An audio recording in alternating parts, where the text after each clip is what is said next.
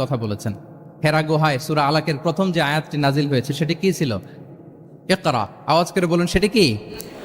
ইকরা বিসমি রাব্বিকাল্লাযী খালাক, read in the name of your lord who has created, পড়ো তোমার প্রভুর নামে যিনি শিখিয়েছেন।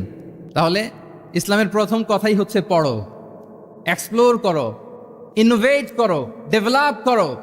ইসলামের প্রথম কথাই হচ্ছে পড়া। জ্ঞানের সাথে নিজেকে জুড়ে রাখো, অজ্ঞতার সাথে ইসলামের কোনো সম্পর্ক।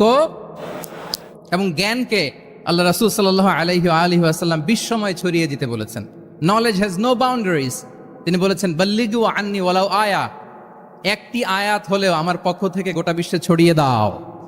এবং জ্ঞানের রাস্তায়, জ্ঞানের পথে যে অগ্রসর হয়, আল্লাহর হাবিব সাল্লাল্লাহু আলাইহি ওয়াসাল্লাম বলেন, যে ব্যক্তি জ্ঞানের পথে অগ্রসর হয় সে মূলত জান্নাতের পথেই অগ্রসর হয়। মান সালাকা তরিকান ইয়ালতামিসু ফীহি ইলমান সাহালাল্লাহু লাহু তরিকান ইলাল জান্নাহ, যে জ্ঞান অর্জনের জন্য সামনে আগায় সে মূলত জান্নাতের দিকে আগায়। আল্লাহু আকবার।